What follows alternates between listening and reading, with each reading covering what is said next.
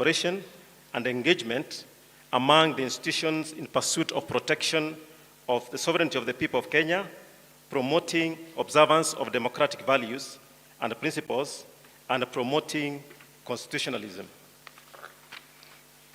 The leadership of the forum of the chairpersons was initially elected annually on a rotational basis before the forum adopted a biannual rotational leadership.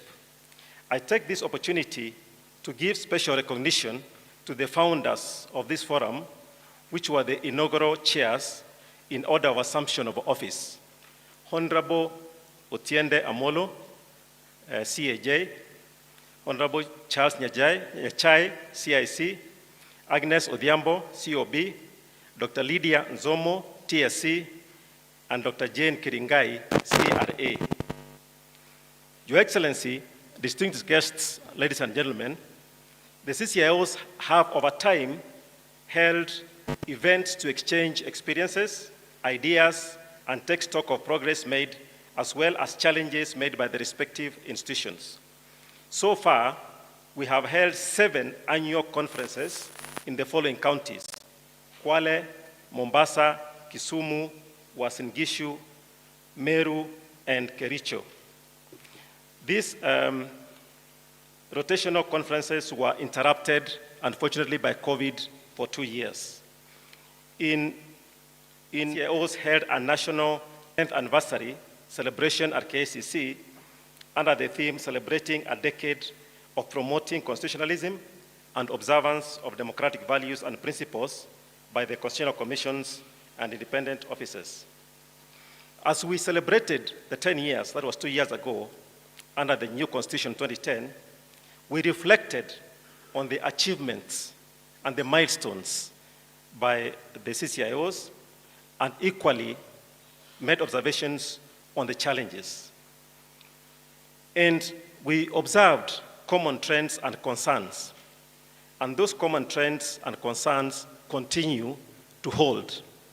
We looked at issues of independence of the constitutions and the interdependence of the constitutions with the other arms of government. We observed the overlaps, perceived or real, in the mandates between these institutions and the executive, and the concerns around those. We reflected on the desires of Wanjiku in leading to the creation of these constitutional commissions and independent offices. We looked at issues of financing and the budgets. We looked at issues of budgeting processes. We looked at issues of engagement with the 2 levels of government and ensuring adherence to the constitutional tenets. We considered the issues of oversight and reporting to National Assembly. And in this context, Your Excellency, allow me to point out some of the salient issues.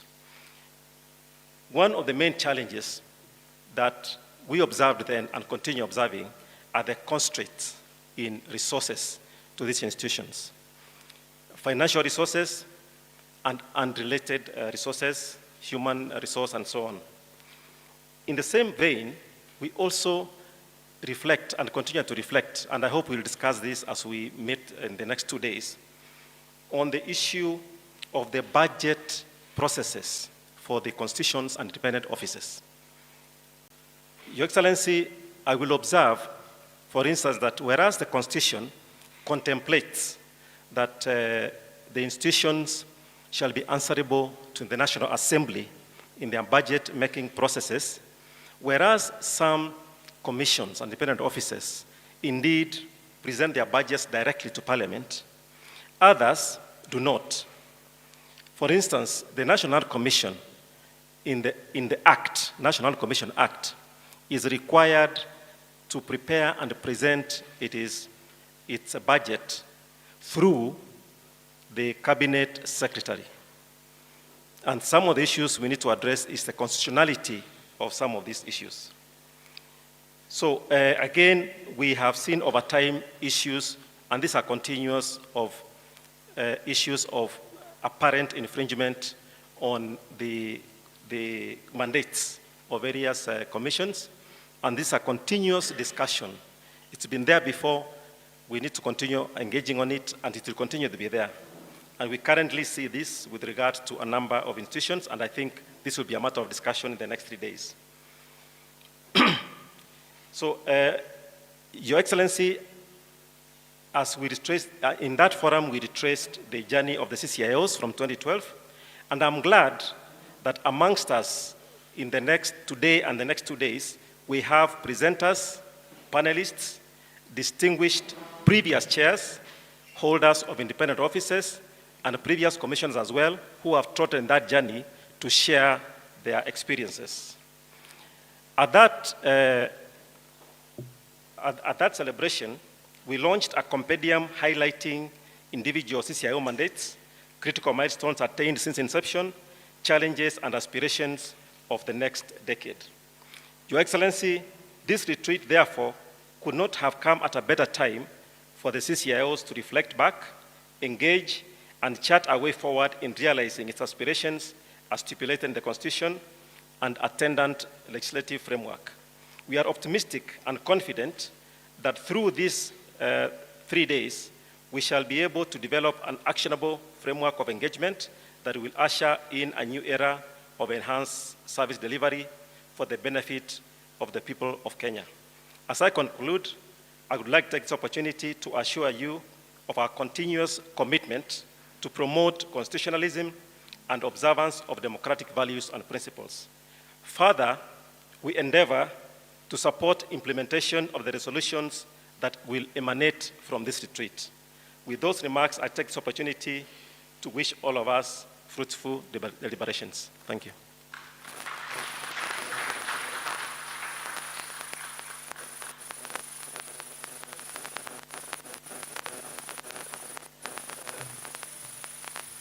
Thank you, CCIO Chairperson. Your Excellency, sir, at this juncture, I wish to invite the Council of Governors Chairperson, who is also the Governor of Kirinyaga County, High Excellency, Anne Waiguru.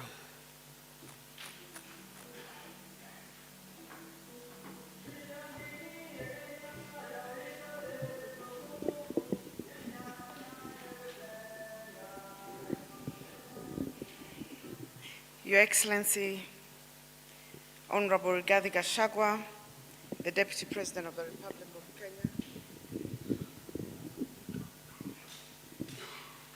the Honorable Lady Justice Martha Koome, Chief Justice and President of the Judiciary, Honorable Justin Muturi, the Attorney General of the Republic of Kenya, Cabinet Secretaries present, Dr. Margaret Nyakango, Control of Budget, FCPA Nancy Gathungu, Auditor General of the Republic of Kenya, Chairpersons, Vice Chairpersons, Commissioners of Constitutional Commissions present, the Deputy Director of Public Prosecution, the Deputy Governor David Kones of Nakuru, Principal Secretaries present, Chief Executive Officers of CCIOs, distinguished guests, ladies and gentlemen, all protocols observed, good afternoon. It is with great pleasure and honor that I stand before you today as a chairperson of the Council of Governors during this crucial retreat of the executive and the constitutional and independent offices in Kenya. This gathering presents a unique opportunity for us to strengthen the critical partnership that underpin the success of devolution in Kenya. Our Constitution enshrines devolution as a cornerstone of a more prosperous and equitable nation. It empowers counties to be engines of growth and development, directly impacting the lives of our citizens. However, realizing this ambitious vision necessitates collaborative efforts. I would like to therefore take this opportunity to express sincere appreciation for the invaluable role played by the various commissions and independent offices in entrenching devolution in Kenya. Your dedication, expertise, and commitment to upholding the principles of devolution have been instrumental in driving forward the vision of a more inclusive, accountable, and responsive governance system. Your Excellency, ladies and gentlemen, it is, however, concerning that some of the constitutional commissions and independent offices have not fully embraced the vital principle of devolution, which is a cornerstone of our national values and principles of governance, binding all state organs to its objectives. This includes state officers, public officers, and all persons whenever applying the Constitution. We must call for a paradigm shift in this retreat, constitutional commissions and independent offices to wholeheartedly reconsider their approach and integrate a devolution lens into all aspects of discharging their constitutional functions. Only then can we ensure that all citizens experience the benefits of devolution and that this cornerstone of our governance structure is truly upheld. Your Excellencies, ladies and gentlemen, you are all indispensable in the integrity, efficiency, and effectiveness of government. I implore upon you to generate actionable insights to orient strategy implementation by both levels of government so as to avoid risks and losses, enhance integrity and accountability, and improve governance controls. A decade into devolution, county governments continue to grapple with myriad challenges hindering effective service delivery. These entrenched issues include, but are not limited to, 1, financial of the Auditor General and control of budget has shown that county governments have faced persistent difficulties in prudent financial management and limited capacity for revenue generation, leading to missed revenue targets and inefficient utilization of resources. This calls for enhanced efforts to facilitate public financial management reforms at the county level. On revenue collection shortfalls, county governments consistently fail to meet their own source revenue targets, leaving them heavily reliant on equitable share allocations from the national government. This dependency, of course, compromises their fiscal autonomy. On centralization tendencies, there are continued efforts to claw back on devolved functions which undermine the spirit of devolution, creating conflicts and confusion over roles and responsibilities. On disputes on divisions of revenue, ongoing disagreements surrounding the equitable sharing of revenue between national and county governments creates delays and uncertainty in budget implementation. And on human resource management, persistent industrial actions by workers, especially in the health sector, has not only disrupted service delivery of crucial services, but also continues to erode public trust in our ability to address their needs effectively. Also, the management of the wage bill is a major concern in the counties. I therefore call for a renewed commitment from the distinguished members of the CCIOs to engage in open dialogue and collaboration.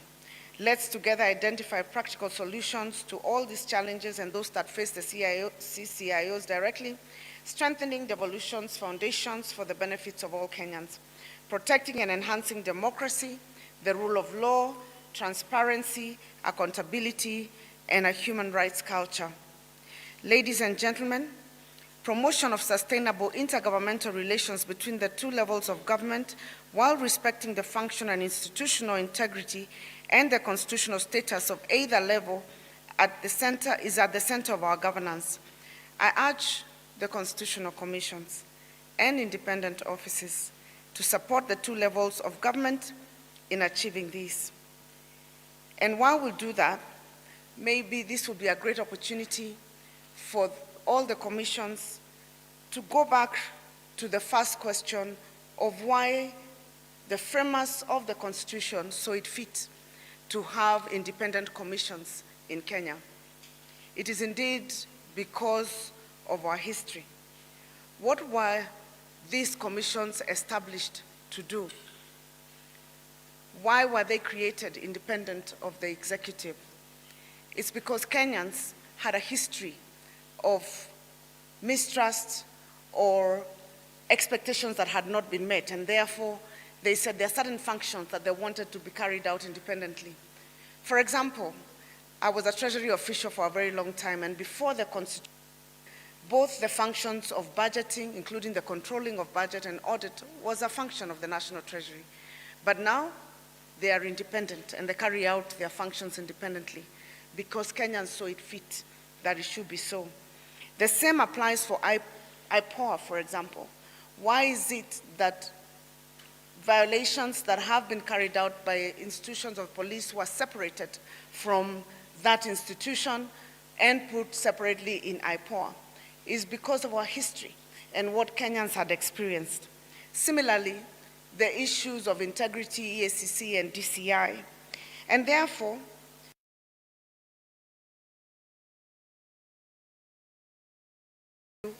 mostly and affect most of us, which is budget, that you also consider having a conversation on why it is that the framers of the Constitution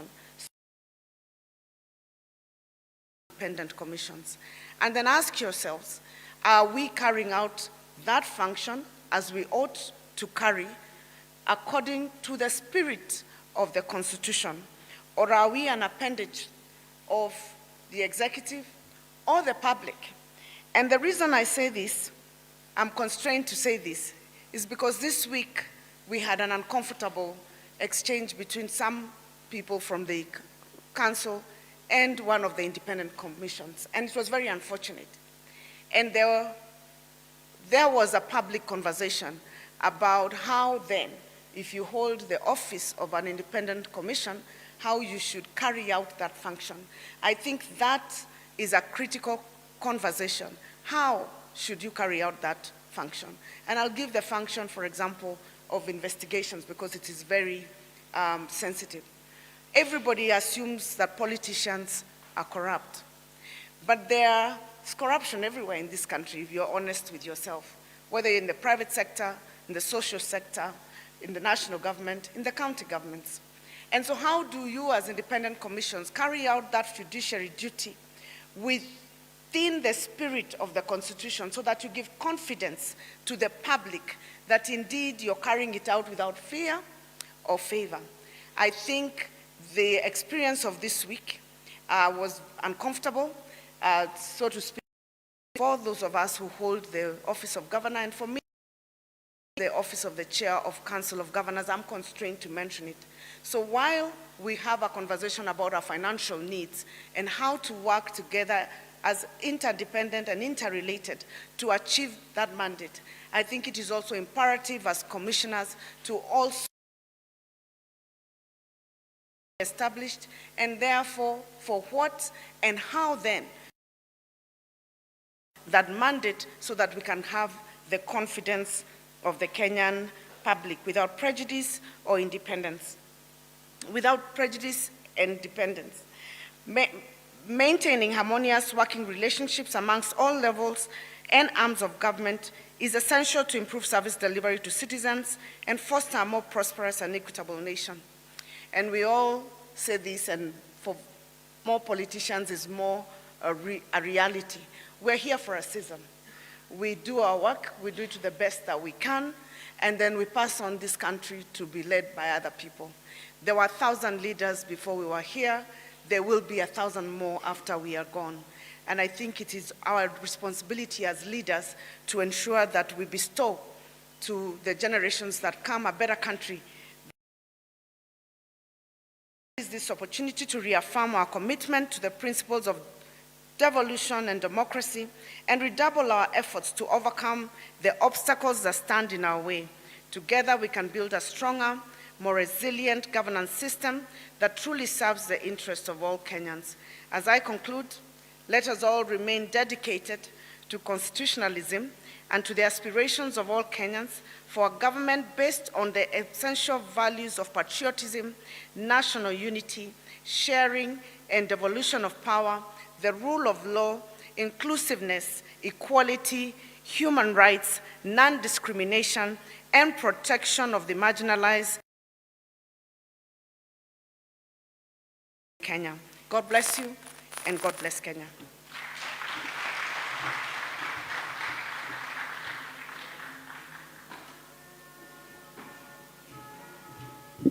Thank you, Chairperson of Council of Governors. Your Excellency, sir, just to acknowledge all constitutional commissions and independent offices present, we have the Teacher Service Commission present, Your Excellency.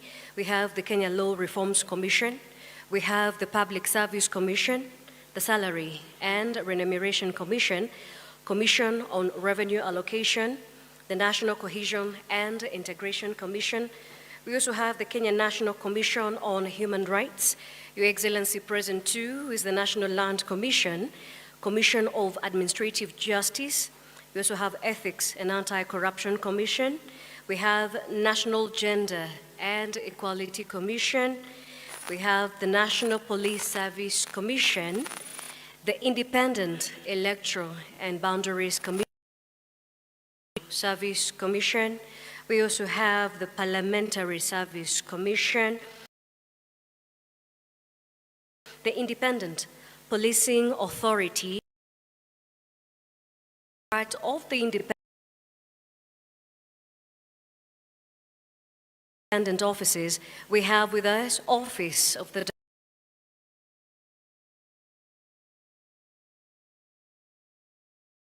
Director of Public Prosecutions. We have the National Police Service.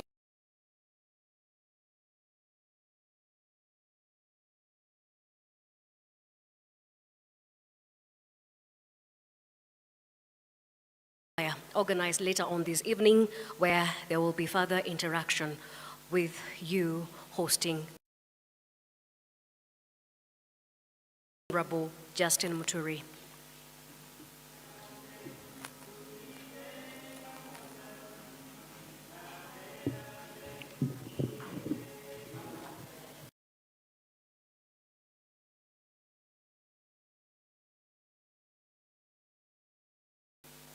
Your Excellency, the Deputy President of the Republic of Kenya, Honorable Rigathi Gachagua, Her Lordship, the Chief Justice, Justice Martha Koome, and the Chair of Judicial Service,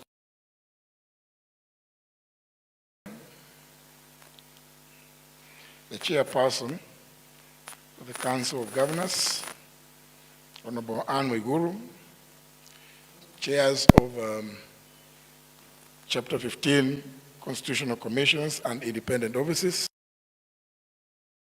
the Chairperson himself, Honorable Otachi, CEOs of various constitutional and independent offices here present, distinguished guests, ladies and gentlemen, good afternoon. I'm delighted to be part of this crucial consult with the President. And notably, this forum exemplifies our commitment to fostering dialogue, collaboration, and mutual respect among key stakeholders in our democratic governance framework.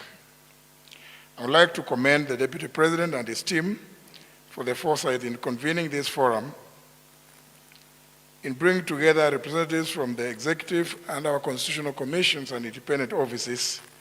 They have created an opportunity for meaningful exchange of ideas, sharing of best practices, identification of common challenges. Constitutional commissions and independent offices play a vital role, as has been already, upholding the rule of law, protecting human rights, promoting good governance, and enhancing. Indeed, that was the reason d'etat for their creation and inclusion in our Constitution. They were recognized as essential components of a democratic society and are crucial for ensuring that government institutions serve the interests of all citizens. In any democracy, the effective functioning of government relies on a delicate balance of power and a spirit of collaboration among its various branches. The executive, the legislature, and the judicial arms of government each play distinct roles in shaping policy, enacting laws, and ensuring justice. Similarly, constitutional commissions and independent offices serve as guardians of our democracy, entrusted with the critical task of upholding the rule of law, and the protection of human rights, and the promotion of good governance. For our democracy to thrive, it is not enough for these institutions to operate in isolation. Through meaningful engagement, dialogue, and cooperation, government, the constitutional commissions, and independent offices, and to add, as dictated by Article 6, Clause 2 of the Constitution, consultation and collaboration. Meaningful engagement requires a commitment to open communication, mutual respect, and a willingness to listen and learn from one another. It means recognizing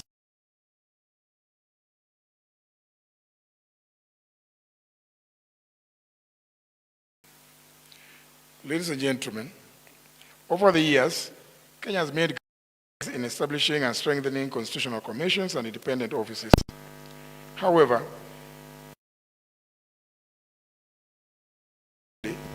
they require the support of the executive. I'm pleased that today, collaboration by developing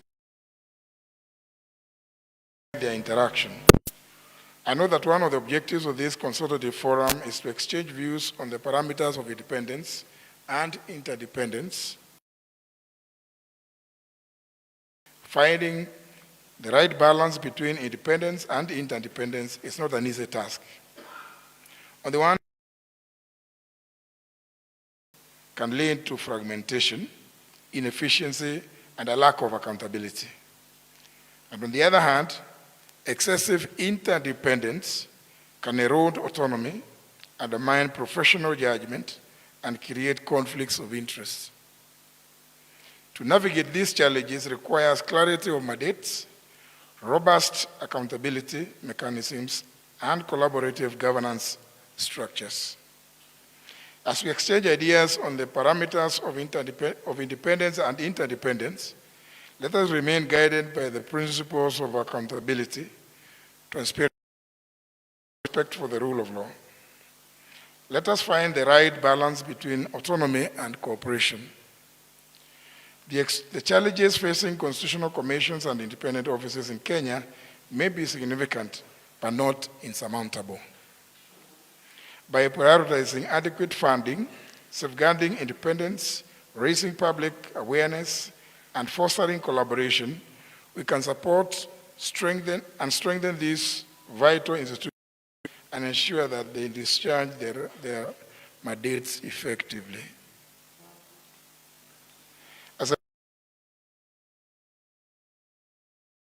Plays a crucial role in upholding the rule of law, promoting good governance, and protecting the rights and interests of all Kenyans. Central to this mandate is our commitment to supporting and strengthening the institutions that form the backbone of our democracy, including our constitutional commissions and independent offices. As we look to the future, let me reiterate my unwavering commitment to supporting and strengthening our constitutional commissions and independent offices. Finally, I call upon all stakeholders to embrace the spirit of collaboration and partnership. Let us set aside our differences and work together in pursuit of our shared goals, rule of law, and respect for human rights, and let us go forth from this forum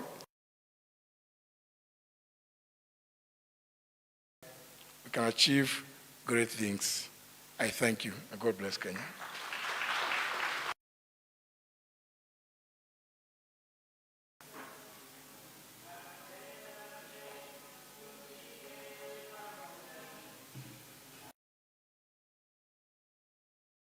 Attorney General, Your Excellency, sir, in the place of the Speaker of the National Assembly and joining us. As we proceed, Your Excellency, then, I wish to invite the Honorable Lady Justice Martha Koome, who is the Chief Justice and also the Chairperson of the Judiciary Service Commission, to make her remarks, and in turn, invite His Excellency, the Deputy President. Welcome, Honorable Lady Justice.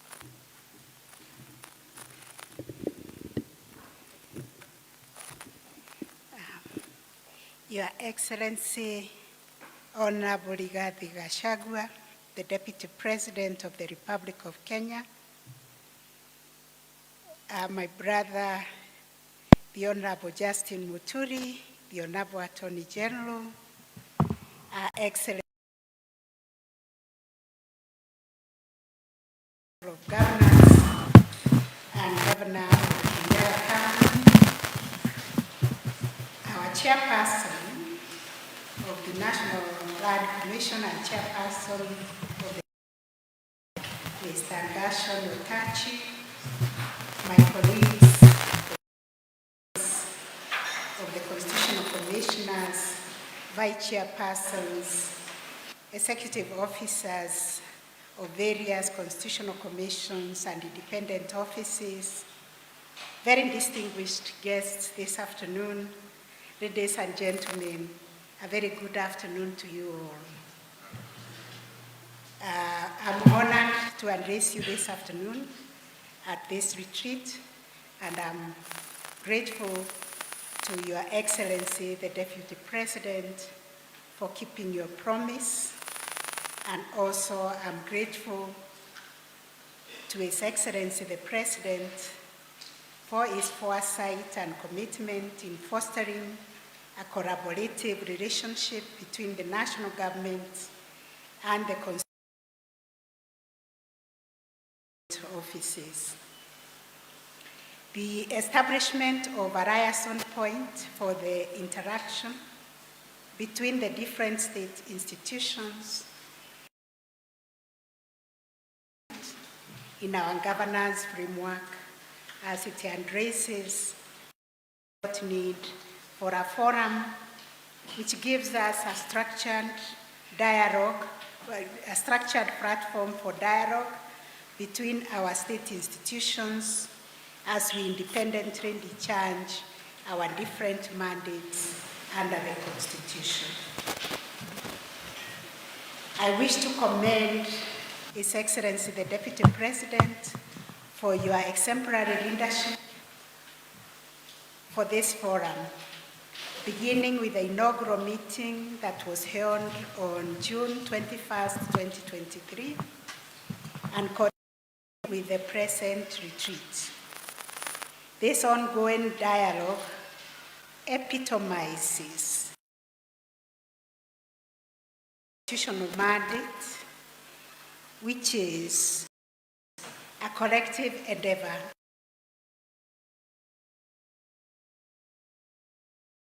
the spirit of mutual cooperation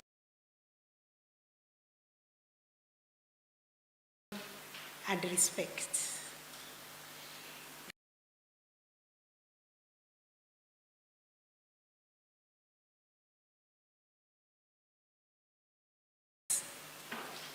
The Chairperson of and the Attorney General is one of unified enterprise.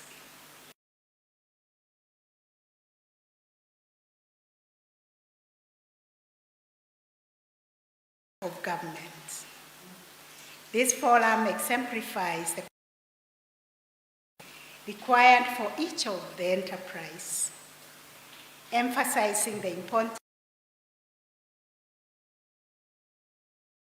It is through this lens that we must approach the interactions between the executive and independent offices, fostering a relationship characterized by mutual. As we build upon the foundation set during the inaugural meeting, let us remain cognizant of our shared responsibility towards achieving the objectives of the Constitution. Her Excellency the Governor has reminded us to remind ourselves always to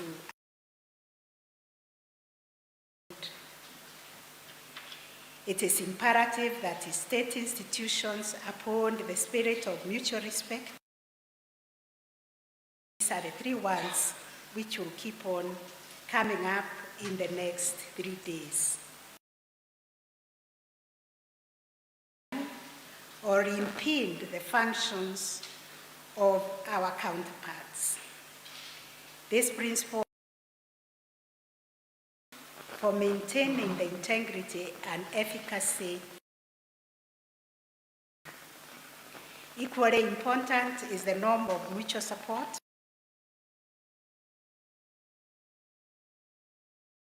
Institutions to facilitate the realization of our collective governance goals.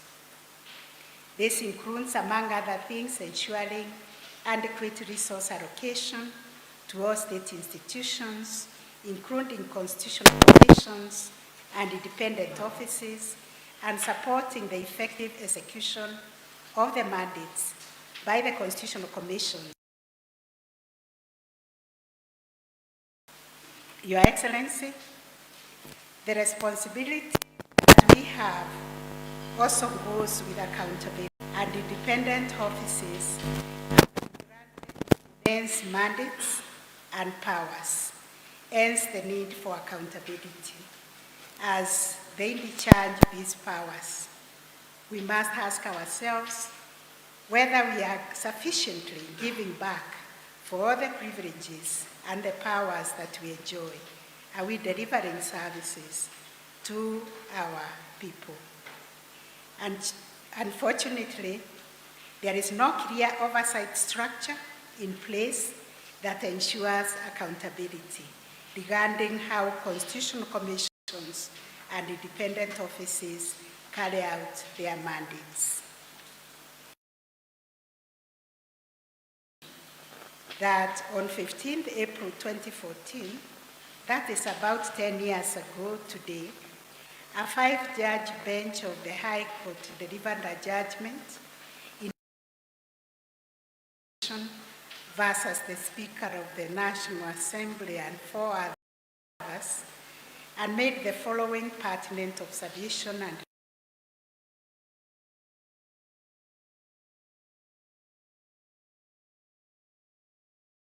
of our country, including through the introduction of no less than 12 new constitutional commissions and independent offices. Their number and the complexity of overseeing these new institutions with their new important yet diverse functions means that there is a need for Parliament to be innovative in order to efficiently carry out its oversight role over these new entities, so as to realize real benefits for the people of Kenya, and further, in order to facilitate better working relationship between organs of state that enhance performance of their respective constitutional mandates for the people of Kenya. The court made the following recommendations. 1, Parliament to consider establishment of a special committee within Parliament dedicated to oversight all the independent offices and commissions. 2, Parliament considers developing an appropriate structured oversight model that takes into account and facilitates strategic and structured scrutiny of state organs by advancing our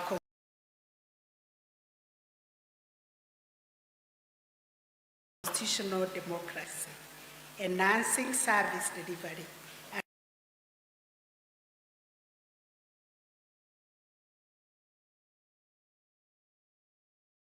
recommendations were made by the High Court, or the need for the country to put in place a structured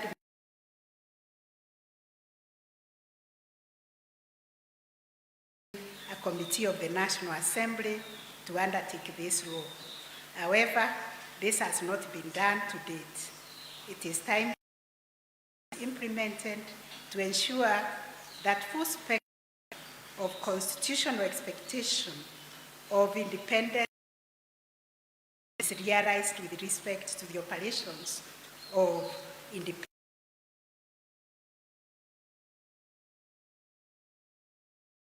commission and independent office to come up with internal accountability mechanisms. For example, we've been discussing how we can come up with a mechanism for evaluation way as it is done by the state corporations, by the inspectorate of the state corporations and the state corporations advisory. There is nothing that oversights the constitutional commissions.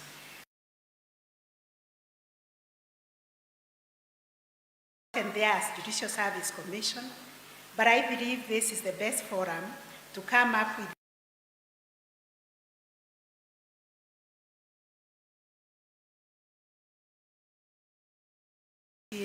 institutions and independent offices.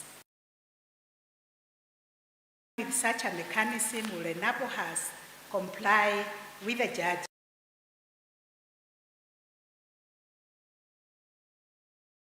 referred to. Your Excellency, at the Judicial Service Commission, we have also that guide us in every aspect of the mandate of the judge.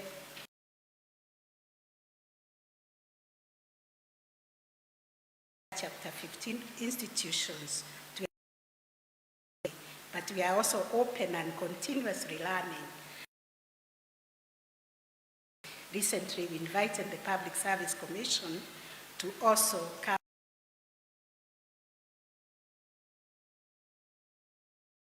this shared responsibility. To conclude, Your Excellency, the collaborative approach envisaged in the Constitution is that what is expected is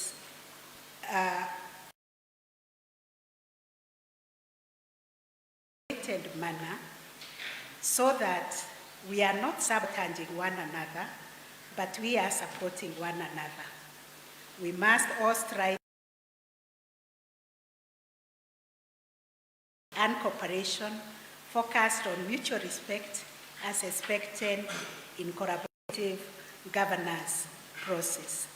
The AG has eloquently spoken about independence and interdependence, and that will be able to navigate during this come up with a framework that can inform the public that no one institution can succeed if they work in a silo. But we must jealously guard our independence when we work together so that no one institution is compromised. It is through effectively address the challenges facing our nation and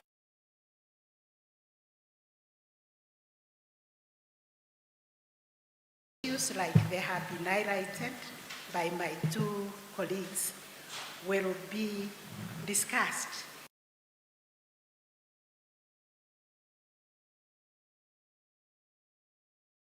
We are working with each other and not sabotaging each other.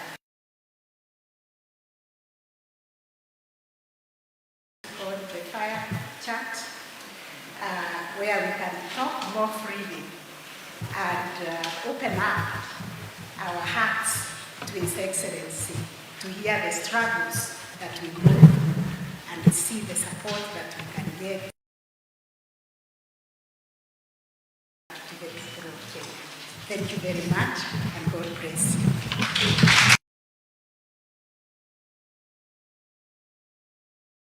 Privilege to invite His Excellency, the President, to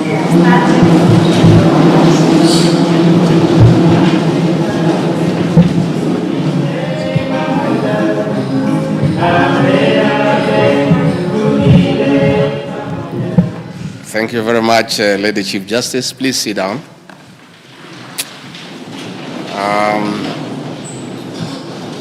The Chief Justice and President of the Supreme Court, Lady Chief Justice Martha Koome, Cabinet Secretary is present, the Chairperson of the Council of Governors, the Chairperson of the CIOs, Mr. Otachi, Chairpersons of Constitutional Commissions, representatives of independent offices, other leaders, ladies and gentlemen, good afternoon. I'm pleased to join you today for this consultative forum between the executive and the constitutional commissions and independent offices. It is a demonstration of our administration's determination to strengthen cooperation, collaboration, and partnership with all state agencies as envisaged in the Constitution. Distinguished guests, ladies and gentlemen, delivering development as underpinned by the bottom-up economic transformation agenda requires input from all players. There is no development specifically for the executive, the legislature, the judiciary, or the CCIOs. We only have one development plan of transforming Kenya together. The executive values the work of the CCIOs in socio-economic development, especially in bringing balance through objective oversight. But a lame or struggling institution cannot check the excesses of the executive in the spirit of promoting transparency and accountability for public good. It will be prone to manipulation and interference in its decisions. President William Ruto has on a number of occasions said that constructive criticism of his administration will enable him to deliver better on the bottom-up economic transformation agenda. It is a requirement for democracy, rule of law, and ultimately good governance. Joining you for this conversation, therefore, is a step towards vibrant CCIOs established on solid and sound structures in fulfillment of the Constitution. Indeed, at the end of this forum, we look forward to development and adoption of the framework of cooperation and engagement between the national government, the county governments, and the CCIOs. Distinguished guests, ladies and gentlemen, while the executive, the legislature, the judiciary, constitutional commissions, and independent offices are autonomous in the discharge of their mandates, we converge on transforming the socio-economic lives of our single employer, the people of Kenya. On this basis, we have no choice but to partner and consolidate our program and project interventions on development. This will be achieved through creation of a complementary ecosystem as opposed to fractured and segmented approaches to development. Indeed, Goal 16 of Agenda 2030 underscores the importance of strong and effective institutions in building peaceful and inclusive societies. Such regular consultations are not only for receiving feedback, but also understanding our individual strengths and strategizing together. Our destiny is defined. We cannot afford disjointed strategies. On this note, I want to acknowledge the importance of CCIOs in data collection and reports at the various thematic areas. It will be more impactful when you align your strategic plans and priorities to the better plan. While we assure you of autonomy in your work, we encourage truth premised on objectivity and sanctity of data as opposed to alarmist subjective reports. This will help us make the necessary adjustments. Again, as directed by the Executive Order number 2, we are ready to work with you in implementation of recommendations of your reports. Distinguished guests, ladies and gentlemen, we are aware that one of the key issues that impairs optimal performance of CCIOs is limited funding. Past allocation in some cases have only made the basic operational needs of CCIOs as opposed to substantive projects and programs.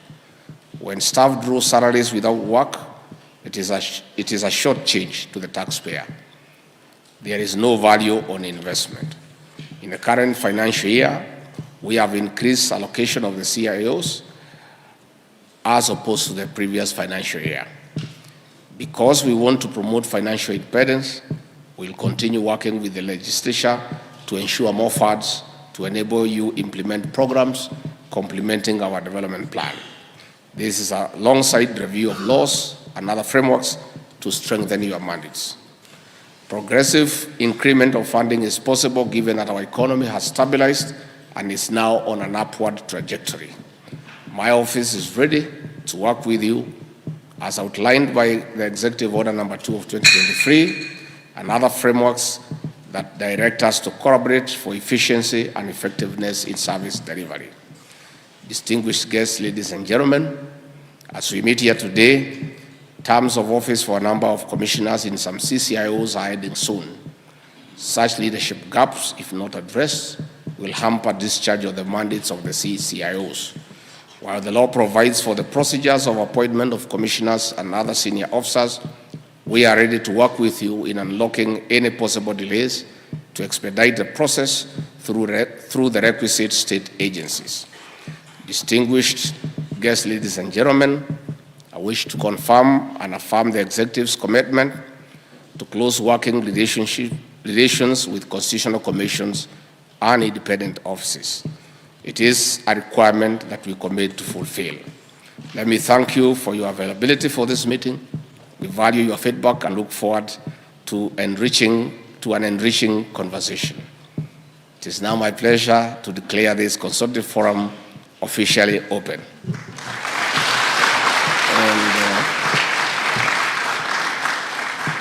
If I may just add 3 things.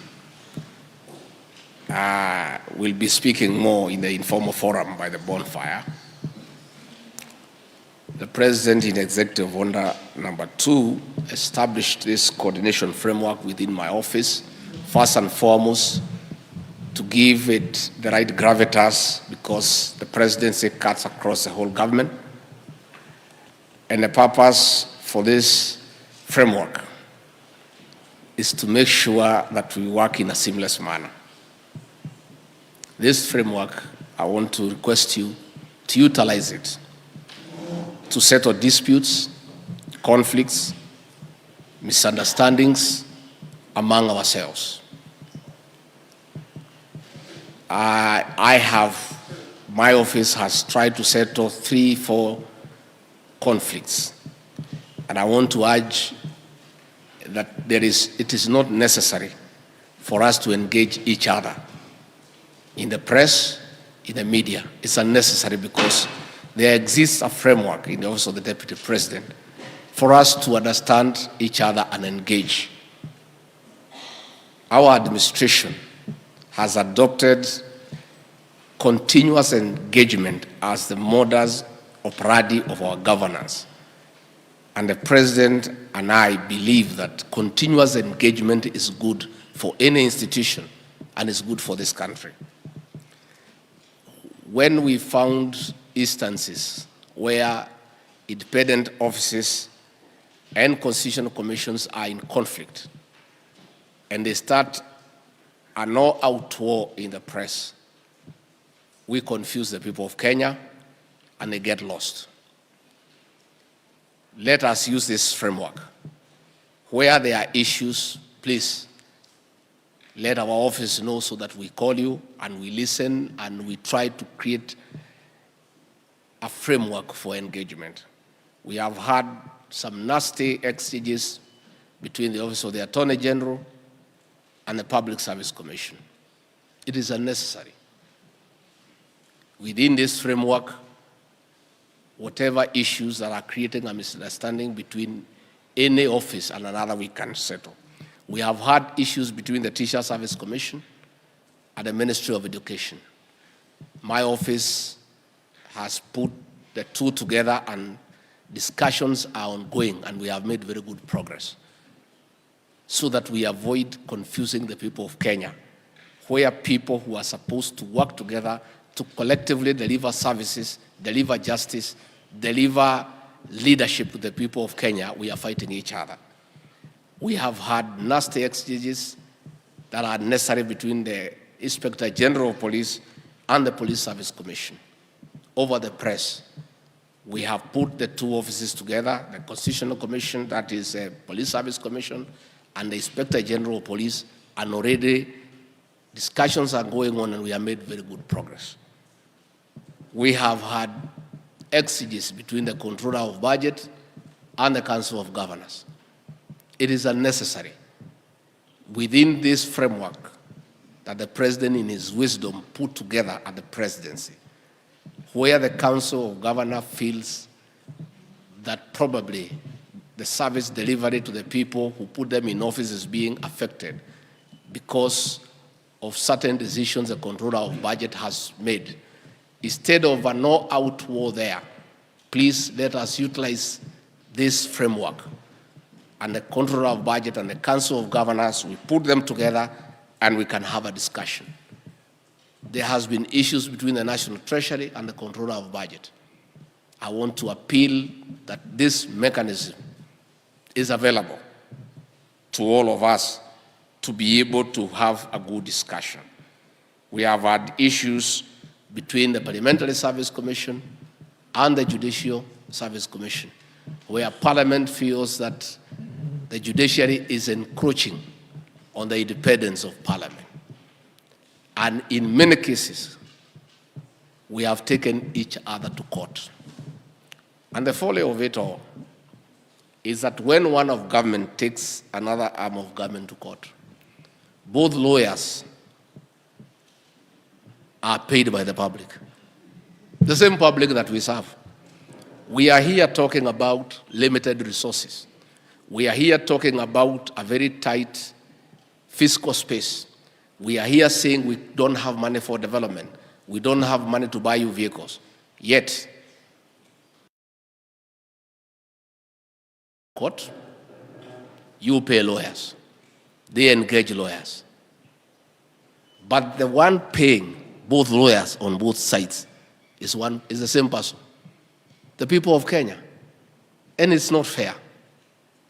It's very unfair to the people of Kenya that we are having a challenge in terms of revenue collection to get enough money to give services to the people of Kenya, to pay salaries, to make sure that every institution is fulfilling its mandate.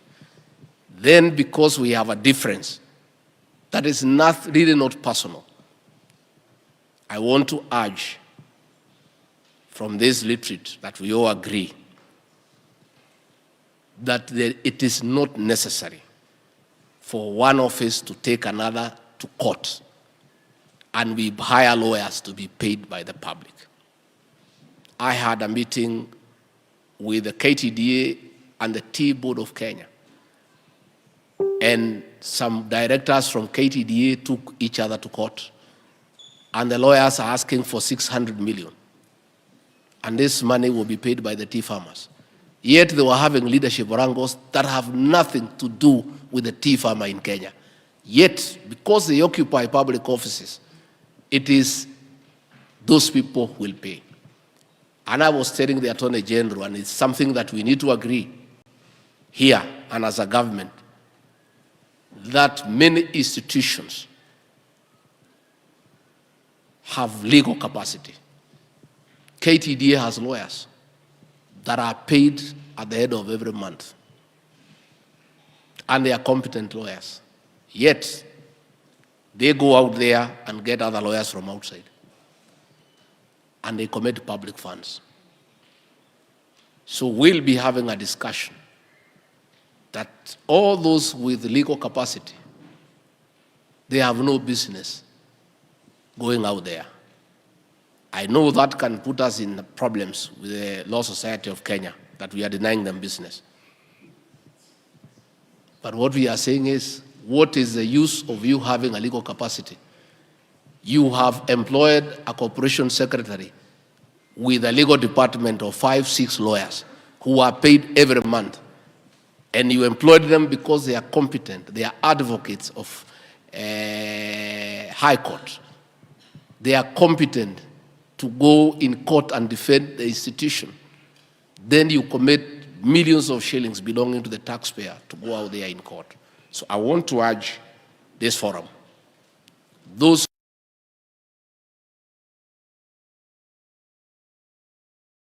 session, I asked him to come because I know most of you have challenges with resource allocation.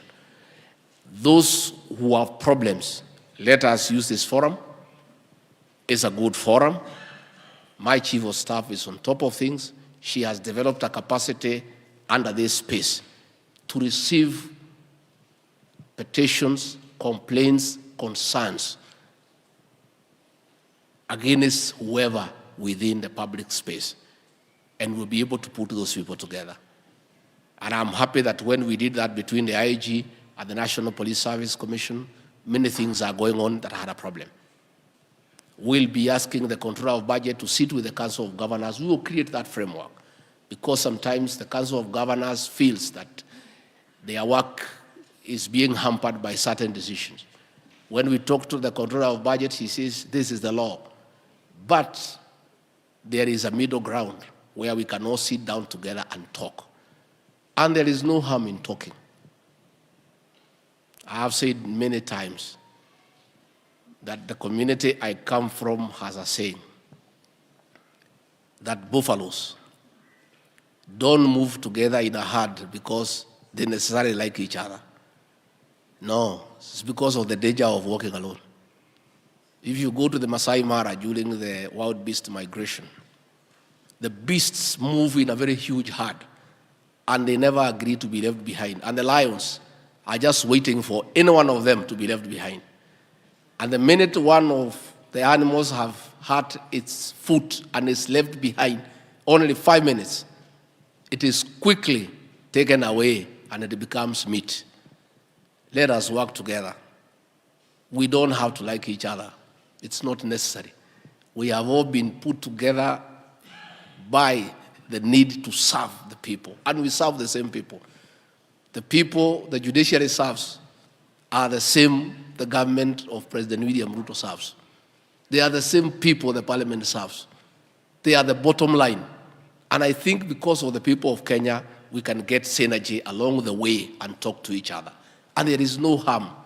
And I have found when people sit together and talk, people are normally very reasonable. All the people in this room are very reasonable people. But when they don't talk, you stay in your own space and have your own views, you have your own way of looking at things, and because you have not had the benefit of listening to the other person, you take a prejudiced position. Let me plead that we use this forum in my office to solve all misunderstandings, all conflicts, all disputes. And I think it is possible because the few cases that have come to us, we have done. I have many complaints against SRC, as it should be. Yeah. But the SRC also needs to be given a chance to state their case. Let us not hang them without giving the benefit of explaining themselves.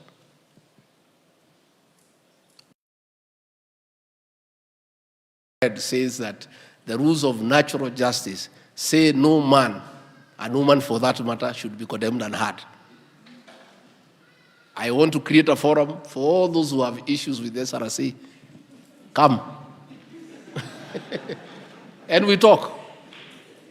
You know, the lady is there, she'll put up her case, and you put up your case, and we'll agree. The Parliamentary Service Commission is up in arms, and I've told Speaker Wetangula, we'll create that forum. Let the people from Parliament prepare all the quiz English and come and state their case. Let the good chairperson and her team respond. Somehow we'll make progress. Because I think it's good to talk to each other. We are all Kenyans, we serve the same people, and there is nobody who has any ill will against another. We are all serving the same people. So I really want to urge that this forum that the President created in the Executive Order number 2 of 2023 is a good forum. And we are ready, we have the necessary capacity to initiate dialogue and consultations among ourselves, with the government, with the Council of Governors so that we don't confuse the people of Kenya when we tear each other in public. It is unnecessary, and I think most of the things, 80%, we can handle without having even to go to court.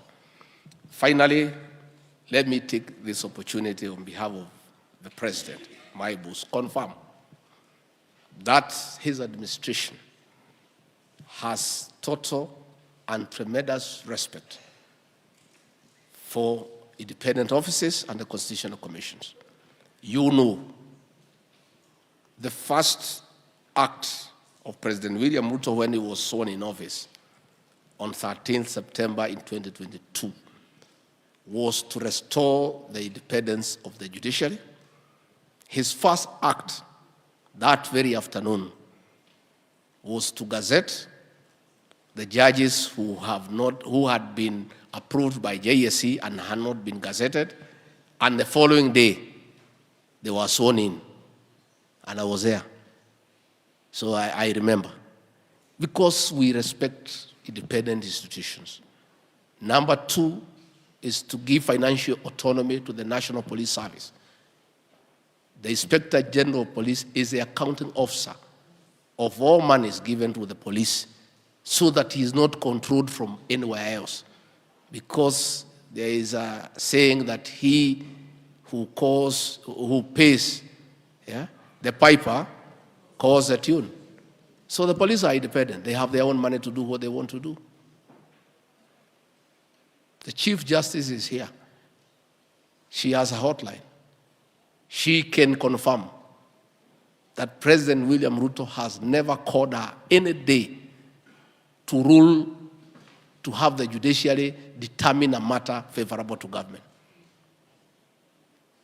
The judiciary has given many rulings that have made our life very difficult. But despite that, we respect the independence of the judiciary. And that is why we have even upscaled the budgetary provision to the judiciary to give them more funds to dispense justice to the people of Kenya. The president has never called the DPP to say charge so and so, don't charge so and so.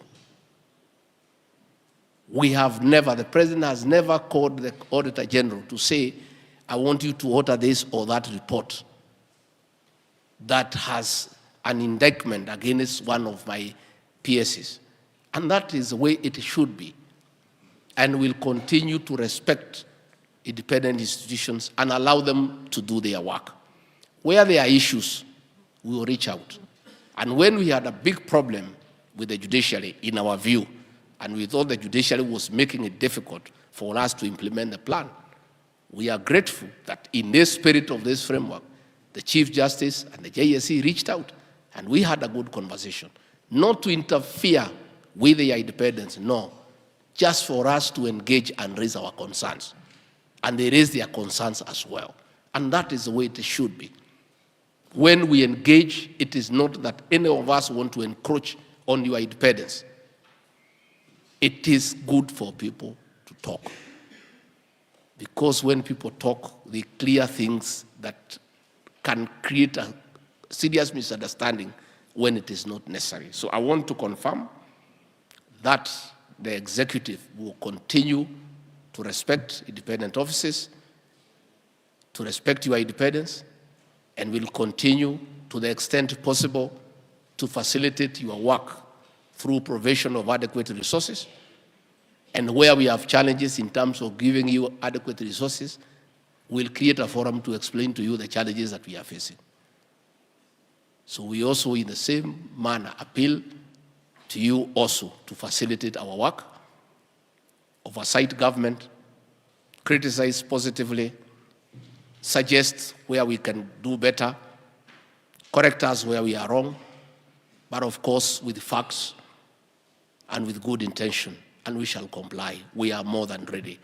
And I think we also want to be oversighted so that we can have good governance. Oversight is good, and we want to encourage. And that is why the president initiated a suggestion to Parliament that is now being worked on, that we create by law the office of the leader of official opposition and fund that office and researchers so that they can put the government in check in a dignified manner. Instead of going to the streets, just go to Parliament and pronounce yourself on the issues you have a problem with the government. That is part of our desire to enhance oversight by making it institutional. And we are working on it, and we are supporting that so that the leader of official opposition can sit in Parliament, can have offices, can have officers, can have researchers to do research so that when they criticize, they do so from a position of knowledge and with facts and figures so that we can become better people. So mimi nataka kusema asante sana. I look forward to a very, very, very fruitful engagement. And as I have said, we have created a very robust mechanism to create a mechanism for us to talk and agree on how to improve. And where we are encroaching on each other's mandate, we can be able to sort it out without us having to go to court and spend taxpayers' money. I think if we do that, the people of Kenya will be grateful that we are people who are prudent and we are responsible and we are not spending public funds in matters that are necessary. And therefore, I look forward to a very, very fruitful engagement. I've heard what the Chief Justice has said, and I think in this conference we should have a follow-up where we'll ask Parliament to enact laws to create a mechanism to oversight the constitutional commissions. Because you are also oversighting others, you also need to be oversighted. You know, everybody can be excessive without oversight. It's true. Because you are also human beings and you are also Kenyans. So as you, the Chief Justice and that ruling that was made 10 years ago, we need also to engage Parliament to come up with a framework on how constitutional commissions are also oversighted for good governance and transparency, so that everybody is accountable to somebody. I think it's a good practice that everybody is accountable to somebody. And with those very many remarks, mimi natakia nyinyi mema. I look forward to the informal session later this evening, and I hope by that time we'll make sure the CS National Treasury is here and the other CSs. We are calling them so that we can also get to know each other and also raise those concerns here and there, and we'll see what can be addressed. But I want to say a lot can be achieved by people talking to each other. Just talking to each other, a lot can be achieved. When we don't talk to each other, we all assume many things. And let us engage. And I am sure by the time we leave here, since we are spending public funds, those funds will be justified. We must come up with resolutions that are actionable so that we also justify why we are here in this lakeside town on the taxpayers' account, because they are going to pay for the hotels and the food we are eating here. We must justify those funds because it's important. But if we come out here with no resolution, no actionable agreement, then we'll also have fallen into the same trap of misusing public funds. We must use public funds prudently. And for all the men and women in this room, we must justify the funds we are going to spend here to pay our bills. We must give something back to the people of Kenya. And one of them is not to hire lawyers to tear each other and then they are paid by the same public. That, we have a big problem with that one. And if you really feel that you have a shortage, the Attorney General is here. He can lend you some lawyers who are paid every month without having to incur extra money to the public. So, asanteni sana. May God bless you and bless you abundantly. I look forward. Asanteni.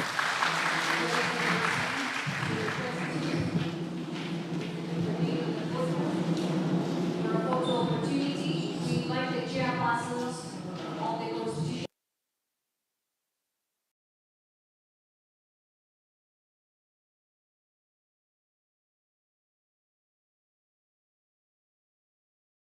of the constitutional commissions and the heads of independent bodies. We also have institutional leads, our cabinet secretary, the Council of Governor chairperson, the Deputy Governor, Nakuru County. Let's join for that first photo. As the chairpersons and heads of independent bodies take that photo opportunity, may we kindly have the Teacher Service Commission